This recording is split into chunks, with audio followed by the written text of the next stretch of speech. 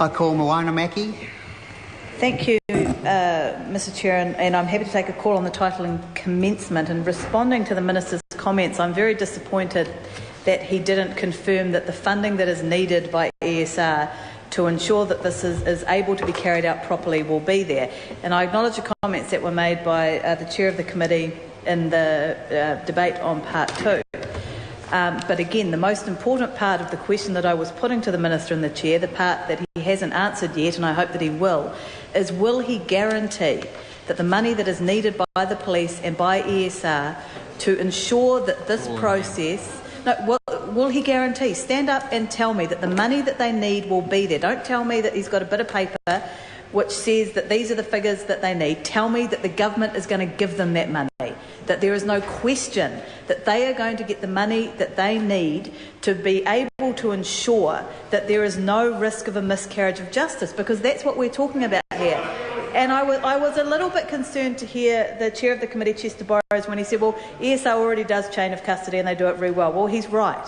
But I've worked in a laboratory, and I can tell you, when you're suddenly getting thousands of extra samples and you don't have the funding for more staff, and you don't have the funding for more space, or you don't have the funding for a computer system to put it on, or whatever you might need, there is a real risk. And I'm not saying this to be smart or to be tricky or to try and create problems. I'm genuinely asking because the officials may well have come to committee and said everything's hunky-dory. They know what you get for crossing the government at this stage.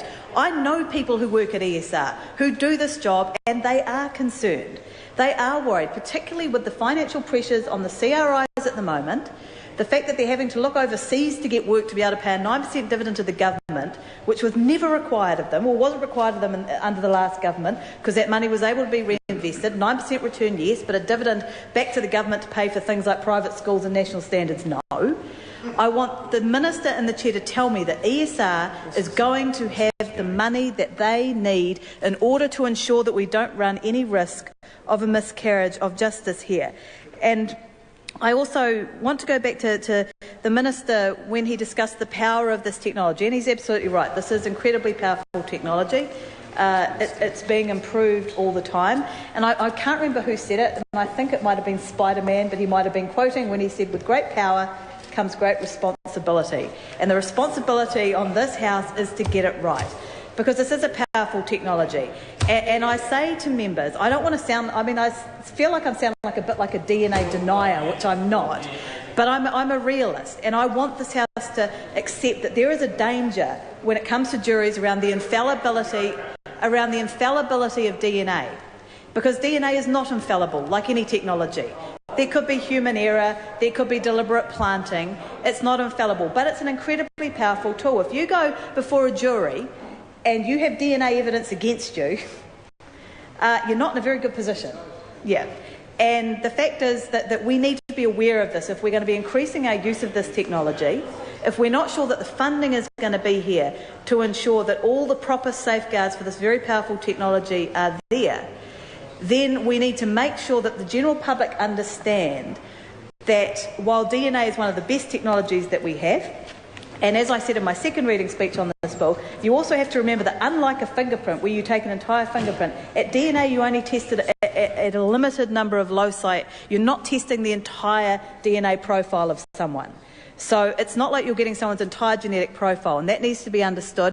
There needs to be education of the public around this. So when people go before juries, they understand how the technology works, and they don't think that just because someone has DNA evidence against them means 100% absolutely unquestionable that it absolutely has to be them. That needs to be understood, Mr Chair. But I come back again and I say to the Minister and the Chair, he's waved a bit of paper at me and I'm not sure what's on it. Please get up. Tell us the money will be there. Tell the people who work for the police, tell the people who work for ESR that they will be properly funded to do this. And the Minister might think this is funny, but we run a real risk of a miscarriage of justice here if the money is not guaranteed to the organisations that are going to be collecting, testing and storing these samples. Because when these organisations are put under significant financial pressure, significant workload pressure, and they're not given the adequate resources to look after, to protect this incredibly powerful technology, then we really do run the risk of having some unintended consequences. Labor supports this bill.